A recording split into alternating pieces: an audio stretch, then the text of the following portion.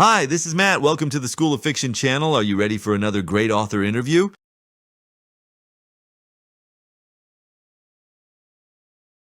Hi, this is JM Celi, and you're watching the School of Fiction YouTube channel. Jay, I'm so glad to have you on here. I have a long history of being a fan of vampire authors, as well Awesome. as of teaching Dracula to high school sophomores. I did that a couple of times. Oh, So, very uh, cool. yeah, and obsessively watching True Blood. So, I think we have a lot to talk about here, and I'm really very glad to have you. You're going to tell us about your Lisa Cooper vampire series, and you're going to tell us about marketing, and you're going to tell us about pugs. Yep, So let's start with the pugs, I guess. I'm going to show a picture of some pugs, and you tell us their names and what's wonderful about them. sure. Okay, tell us about these pugs. Oh, there they are. Yep. So the one on the left is Oscar. He's my oldest pug. He just turned 13. He usually has his, you can only barely see it in that one, but he always has his tongue lolling out. We think Mm. maybe his tongue is too big for his head, but and then the one beside him is Penelope. Penelope is, I think she's 9 now. She's the baby. Um, but pugs, they'll they'll live maybe 15 years or more.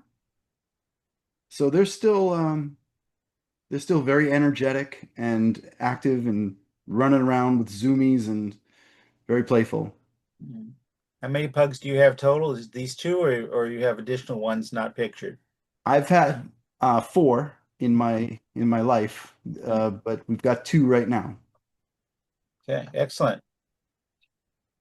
Oh, what? Let's moving right along. Take a look at your website, which I'm going to pull up right here. And these are your books. This is the Lisa Cooper series. And Yes. if I hit the home button, we get this phenomenal cover here, The Vampires of 1863, which looks like it's the second book in the It's series. actually a prequel to the main series. The Unlife of Lisa Cooper series takes place modern day, Mhm, and the 1863 is a prequel to it. It's like a one shot. You can read it just standalone. mhm. The vampires and Fae have a tenuous relationship. Okay. And so we have vampires and Fae. Do we have other paranormal species also in your version of this world? Yep, there's Fey folk. There's lycanthropes. Mhm. There's magic. Um, Trying to think of there's other stuff, but I'm wondering how much has actually appeared on page. Now, I'm going to share with you that in the 90s, I played and game mastered in World of Darkness. Very cool. So that means that I've, you know, dealt with all of these subjects before, also in role playing. That's a lot of fun, and they have very good interactions. And I still have a positive memory of the Vampire World of Darkness TV show from the 90s. There were a few things wrong with it, but I watched Yeah, it was religiously taken while it was available. it was taken from us too soon. I think they could have once it got some legs under it, I think it could have been really good, but it was Tell us not too good. about Lisa Cooper and about the type of narratives we can expect from this and from the future books in the series. Yeah, so Lisa Cooper, obviously she's a vampire. She's been a vampire for about, well, over 150 years. She was uh, turned into a vampire in the year 1860 when she was only 22 years old. The thing with Lisa is that she's done a phenomenal power of not letting herself get pulled into the darkness, the dark temptations of her curse that try to chip away at her humanity. She's done a really good job of sort of staving that off. Because there's consequences to falling down that dark spiral. And the problem with not embracing those dark powers is that you sacrifice uh, enormous strength That's a Bram Stoker quote. Enormous strength, um, and speed and guile and all these other vampire powers. She has vampire powers. She is strong. She is fast, but she's not as strong or as fast as a vampire of her age. And that's kind of the sacrifice. She's traded power for to hold on to the remnants of the woman that she was in life. And on a typical night, that's a pretty good deal for her. You know, her skin isn't quite as pale, her skin isn't quite as cold, and she gets to sort of be who she used to be when she was alive. The problem arises when supernatural threats come out of the darkness and threaten the people that she loves. Put her in a position where she needs to protect these people that she really cares about. Some of them are mortals, and she needs to, sometimes combat these things physically, fight them, and finds herself lacking the power that she needs. And there's that dark temptation saying, all you got to do is let me in and I'll take care of all your problems. So that's kind of what Conviction is about, is her running into a lot of uh, threats that are up against the people that she loves, and how she deals with those without falling into darkness or worse for herself. What is the setting? Is it a major city that we know about? Yeah, it's modern day Boston, in and Boston. around the city of Boston. Mhm. And do you have ties to Boston as a human? Yes, I do. I used to work in Boston a few jobs ago, and I live in the suburbs. I'm probably about 40 minutes outside of the city. Excellent. I'm a New Yorker myself, but I love to visit Boston. I just try not to tell them that I'm from New York because I don't know what Yeah. to say if they find that out. But yeah, Boston is a great town. I really have enjoyed every time that I've come there, and I envy you living in the suburbs. Yeah, we the third book in the series is going to take place in largely in New York. So Mhm. I've got a New York trip planned for my future. Yeah, I will certainly invite you to keep in touch with me and see if I can help you out with any New York information that that would be specific that that you could use to make that journey more interesting. Oh, awesome. Yeah, thank you. Yeah, I don't know Staten Island, but the rest of it I got you. Yeah. So Yeah, this would probably be Manhattan, maybe some of the other boroughs like Queens or the Bronx. yeah, I I haven't know really figured it Queens out. and I know Brooklyn. Yep. So and of course everyone knows Manhattan. Yeah. Yeah. I'm going to flip over to your website here. No, sorry, Sure. this is your website, to your YouTube channel. Yep. I'm going to flip over to your YouTube channel, and here it is. And you have a lot of author advice videos, so the big playlists here. Writing Path, 140 videos, creature spotlights, and so this is awesome stuff. And I noticed one thing. I'm going to start with this, but I'm going to play you just a moment of this one because there's something distinctive about the opening, which I wanted to ask you about. Hey, what's up? My name is JM Celi, and welcome to my channel. This week, I want to talk about querying. Okay, and what I wanted to ask you about was not querying, but it was the ukulele. Yeah, that's the ukulele playing in the background. Yeah, and is that you playing the ukulele? It is. Yep. That's great, and we can use our own music for backgrounds. I did that for my first couple of videos for my channel using software on my iPad. But to play a real instrument, that's great. And do you have any videos here of just ukulele? I I don't. There's some video I did, and I wish I could remember what it was called. Mhm. I mean, if I find it, I'll have to reach out to you after the podcast. But it's like this whole writing advice video, Mhm. or author advice. Right. And then at the end of the video, like I put up my little banner that says, "Thanks for watching," and then suddenly I break into this ukulele tutorial, which has nothing to do with writing. And I'm like, here's how you make a C chord. And I wish I could remember what video that's in.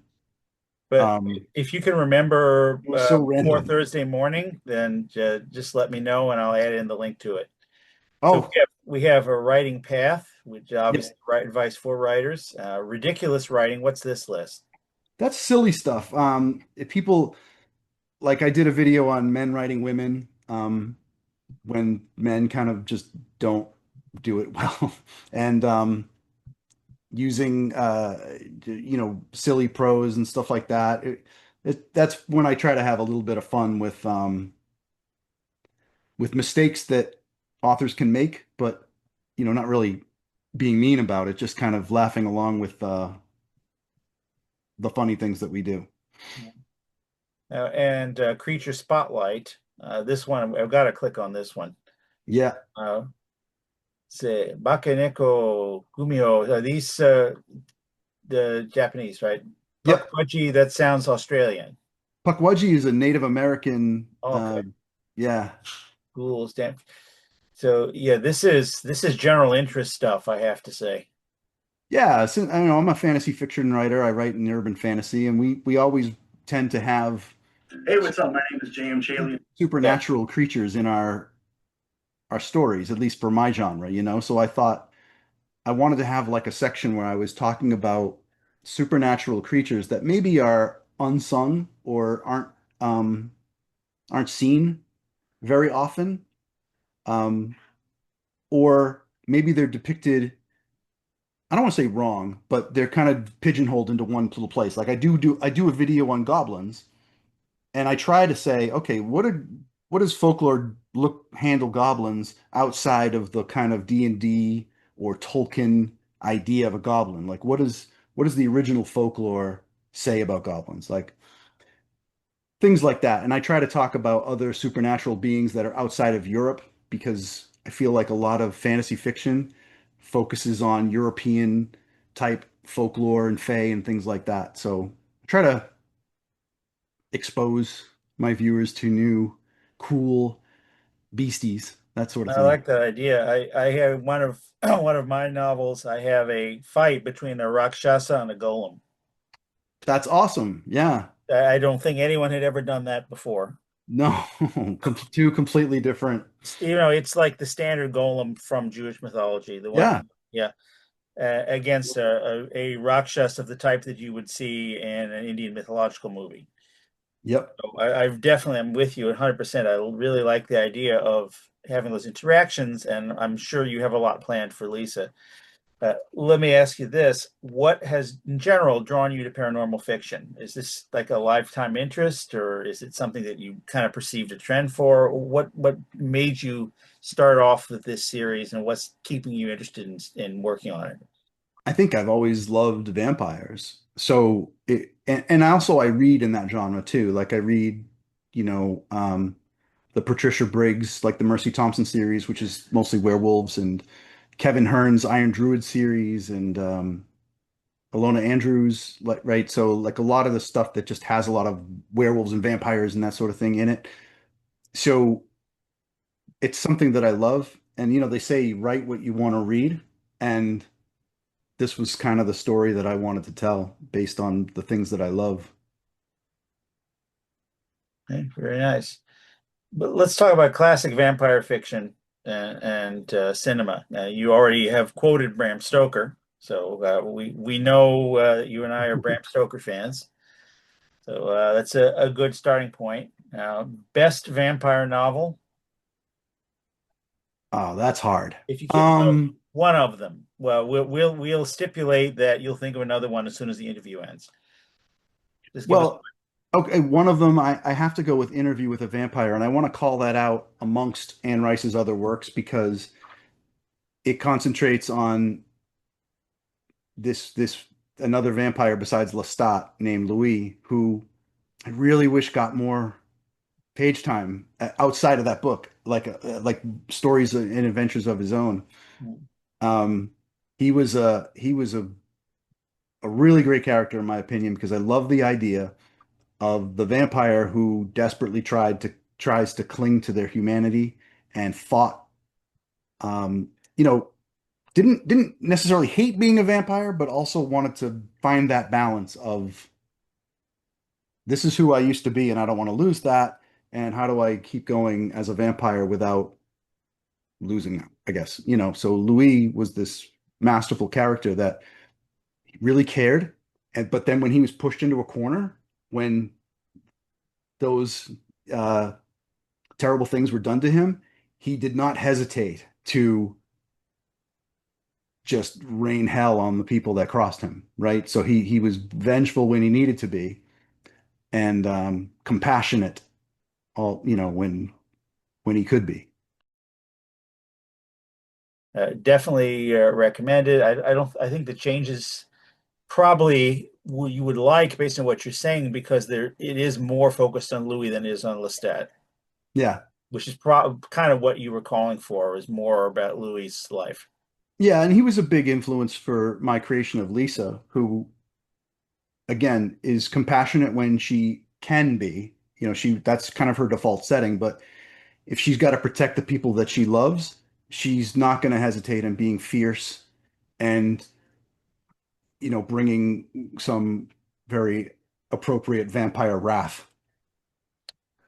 All right, let's go to next of these bests lists. Best vampire film or TV. Best vampire film.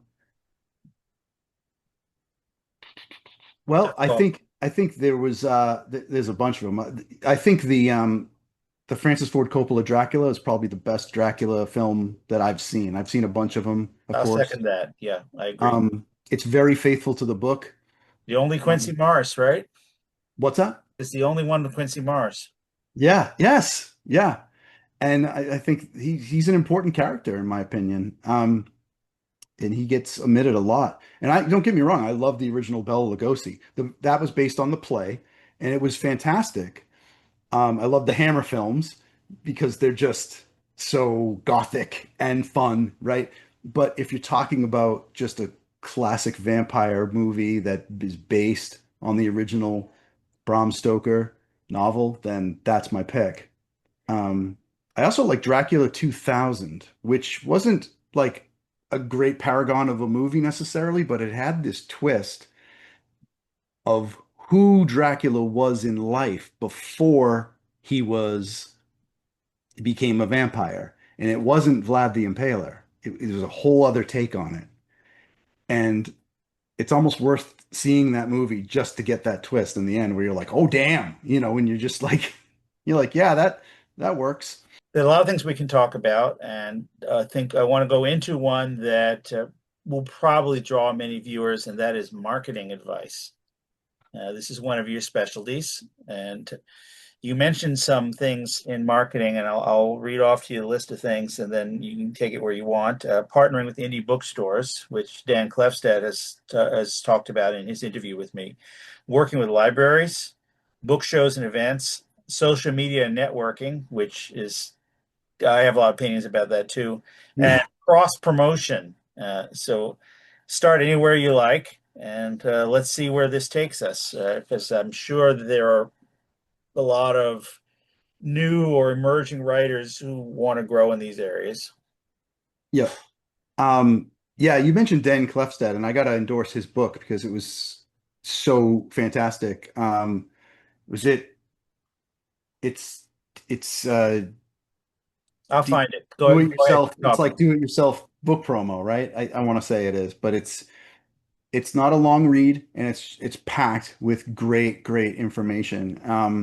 So I'm going to try to talk about stuff that's not covered in his book because there's certainly stuff that I was doing that overlapped with him, and then there was new stuff packed in there that I hadn't heard of. And I'm like, that's a brilliant idea. I'm going to start doing that. Yeah, here's Dan's book, and he talks about that more in the interview I did with him. So Yes, after you yeah. So I finish will. watching JM's, you go and look at this one too. Okay, go ahead, Yeah. sir. So I mentioned you mentioned indie bookstores. Um, that's a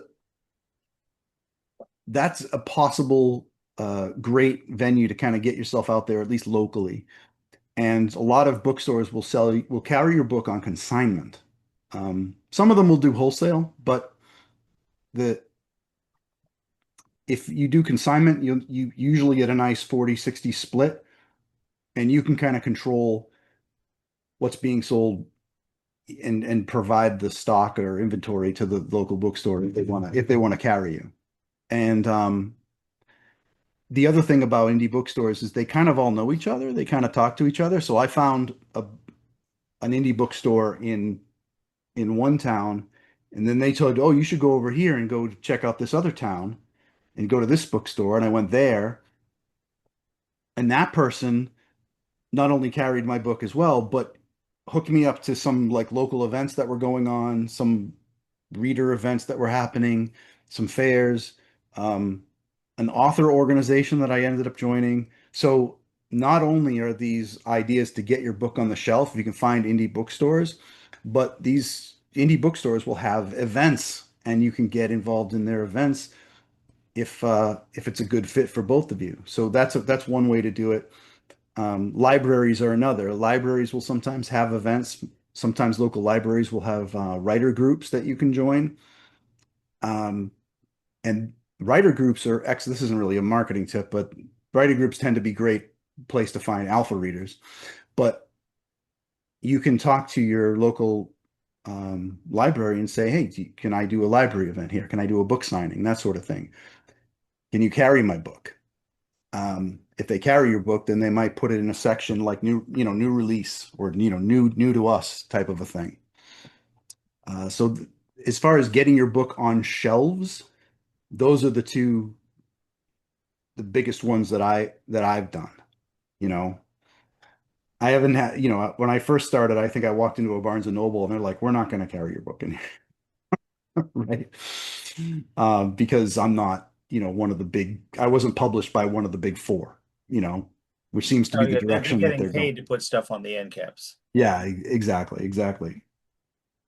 Um, Book shows are another thing, and these can be hard to find if you don't know where to go, but you can kind of get connected to, especially if you can get connected to other authors. So you may want to start off with craft fairs, farmers markets, things that you wouldn't necessarily think of for books. I mean, you could go to a flea market, I suppose, but finding events to go to and then connecting with other authors because that's key. So you go to a book show and let's say it's not really a book show, it's a farmer's market and they have crafts and other things going on and you got a table that sells books. Then you find some other table that sells books and you're like, "Hey, we should exchange information. We should become friends and stuff." And maybe you tell them about other events that are going on and they tell you about other events that are going on. And pretty soon you've got yourself a little calendar of, well, in April I do this event every year, and in June I do this event every year, and that starts growing where you've got a nice little calendar of events throughout the year that you start going to. I've only started doing book shows since last year, and I've got at least an event a month now, just by connecting and talking to other authors who do shows. And, you got to have your own author copies, granted, right? You got to be able to ring them up somehow. Um, but you get a little table going and you can make sales right there. It's a great way to get exposure locally, or you can pack up and go on the road. I did Balticon in Maryland last year. This year I'm going to Imaginarium in Kentucky. I went up and did Stephen King Day in Maine. I live in Massachusetts, right? So I'm traveling around in different states doing some events and getting more exposure, getting my name out there, creating more of uh, an audience and that sort of thing. So book shows, it's strange. I don't feel like people talk about book shows enough. That's since you mentioned Imaginarium, I'm just going to refer the viewers back to my interview with Steven Zimmer, who's kind of the guiding figure in that story. And Stephen it talks about Imaginarium, and also my dear friend Missy Parker, also a vampire author, is going to be there, and Nice. Dan Klefstad is going to be there, and of course JM is going to be there. Yeah. All right, so we'll talk about social media networking. Yeah. So, What are some things other than putting it on Facebook, putting it on X that could be done? I'm always going to be posting, hey, check out my book. I mean, that's what it doesn't hurt to do it. but I certainly would never hang my hat on that strategy and say, this is me, this is marketing, and then I'm done, right? Um, I'll always kind of put myself out there on it, but lately I've been using social media only, or not only, but primarily my strategy has been for networking. So I've kind of given up on the idea that social media is a great tool for, hey, go buy my book. I mean, believe me, those I belong to Not, Facebook you're groups where I'm right. right? That doesn't work at all. People are very resistant. Yeah, and I've done Facebook ads. I didn't get any traction. Saw my money just fly out the window. And hey, sometimes it works for people. Um, I never want to tell anyone not to try something, but social media has not been a great boon to me for attracting new readers or getting sales.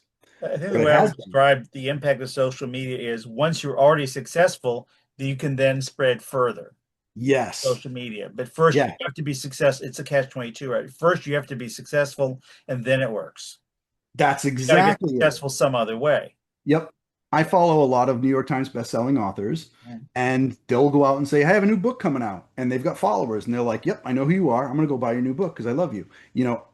I'm not that guy. I don't have that following. People don't know me that well. There are Yeah, people out there that have read my book, but by and large, the people that follow me have either already bought my book or know about my book and aren't interested.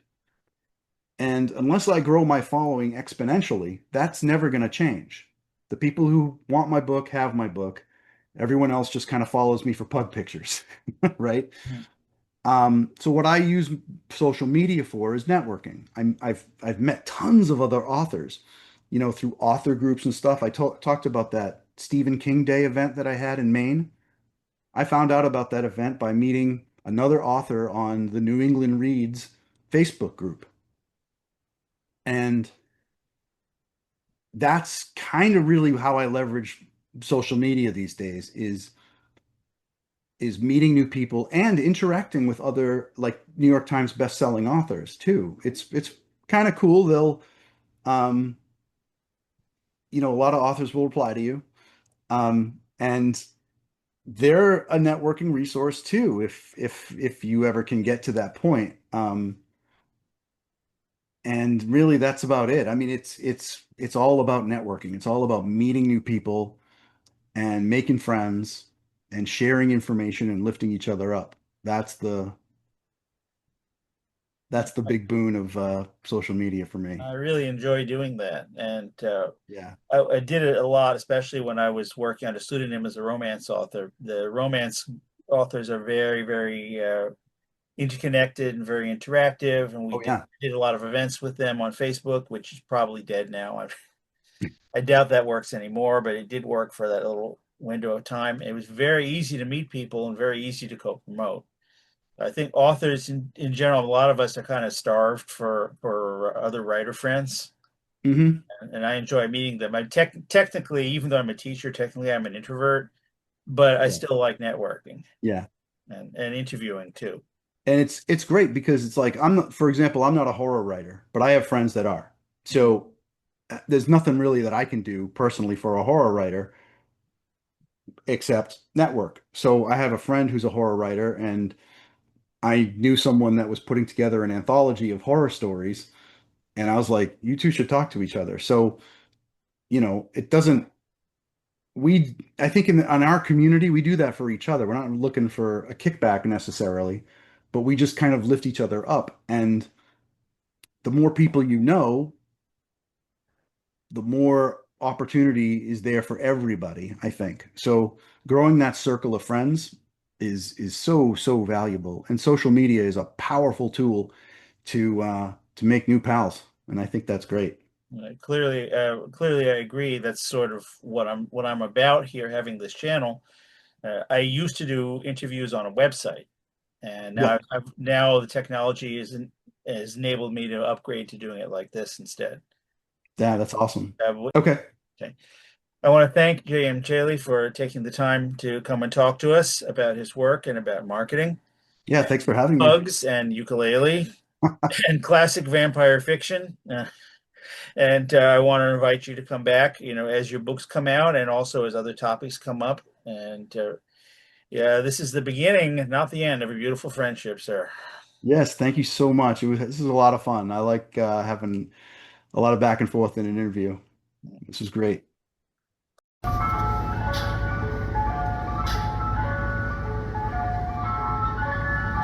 The School of Fiction.